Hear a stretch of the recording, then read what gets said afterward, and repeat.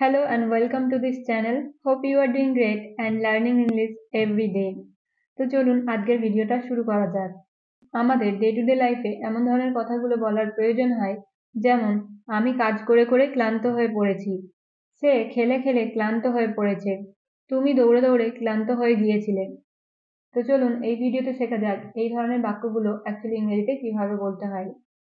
এই ধরনের বাক্যগুলো ইংরেজিতে বলতে হলে সেন্টেন্স ফর্মুলা হবে subject plus am is are অথবা was were plus tired of plus ভার্বের ing form plus other word। তো চলুন এবার এই স্ট্রাকচারটা ইউজ করে কয়েকটা এক্সাম্পল দেখা যাক। ফার্স্ট ওয়ান ইজ আমি কাজ করে করে ক্লান্ত হয়ে পড়েছি। এই বাক্যটার ইংরেজি হবে I am tired of working. I am tired of working.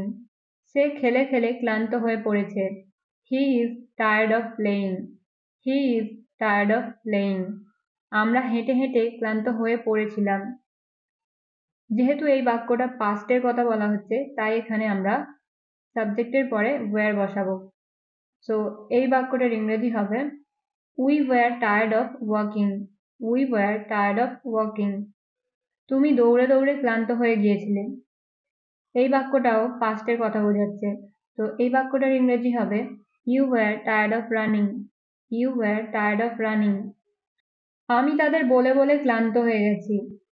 I am tired of telling them. I am tired of telling them.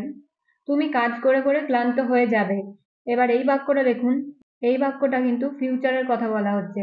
তুমি কাজ করে করে ক্লান্ত হয়ে যাবে, মানে ভবিষ্যতে তুমি কাজ করে করে ক্লান্ত হয়ে যাবে। তো এই বাক্যটার ইংরেজি হবে You will be tired of working. You will be tired of working. এবার আপনাদের প্র্যাকটিসের জন্য তিনটে সেন্টেন্স। নাম্বার 1, আমি অপেক্ষা করে করে ক্লান্ত হয়ে পড়েছি। নাম্বার 2, সে কেঁদে কেঁদে ক্লান্ত হয়ে যাবে। নাম্বার 3, তারা চেঁচিয়ে চেঁচিয়ে ক্লান্ত হয়ে গিয়েছিল। এই তিনটে বাক্যের ইংরেজি কি হবে আপনারা কমেন্টে জানাবেন। আবার একটা নতুন ভিডিওর সাথে দেখা হবে। Till then stay happy and keep learning.